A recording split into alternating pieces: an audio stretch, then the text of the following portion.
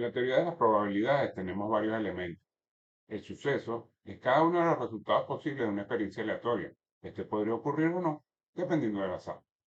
El espacio muestral, que es el conjunto de todos los posibles resultados de una experiencia aleatoria.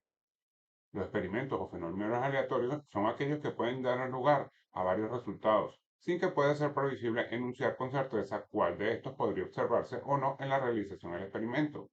El evento como tal, que es cualquier conjunto de posibles resultados de un experimento, y también se le conoce como evento seguro.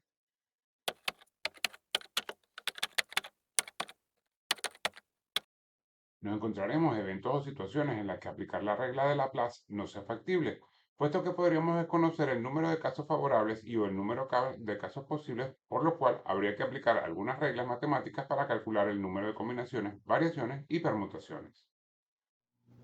Combinaciones. Es la disposición de una parte del total de elementos sin tener en cuenta el orden. Aquí no importa el orden de los elementos. Por ejemplo, haciendo combinaciones con los dígitos de mi número de cédula de identidad 133088220, tomando las cifras 1, 3, 0, 8 y 2, existen las siguientes combinaciones posibles. ¿Parece?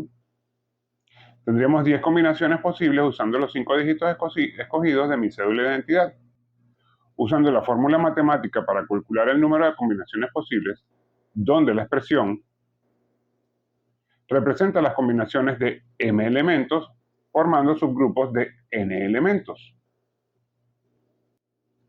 En este caso específico queremos saber el número de combinaciones posibles de dos cifras, por lo que la fórmula quedaría de la siguiente manera.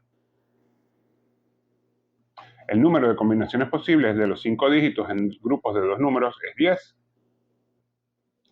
Variaciones. Es la disposición de una parte del total de elementos en un orden determinado. Aquí se importa el orden.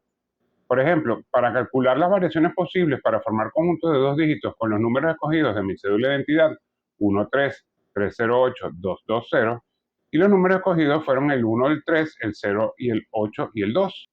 Las posibles variaciones serían, habría 20 variaciones posibles.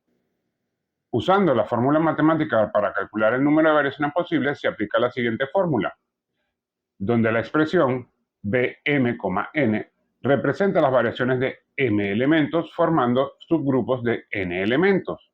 Aplicando esta fórmula tenemos que, por lo que el número de variaciones posibles de los 5 dígitos en grupos de dos números es 10. Permutaciones. Es la disposición de todos los elementos en un orden determinado. Aquí sí importa el orden. Para calcular el número de permutaciones se aplica la siguiente fórmula, donde la expresión Pm representa las permutaciones de m elementos, tomando todos los elementos. Los subgrupos se diferenciarán únicamente por el orden de los elementos. Siguiendo el ejemplo de mi número de cédula, tenemos que la cédula 133088220, los dígitos escogidos son 1, 3, 0, 8 y 2, por lo que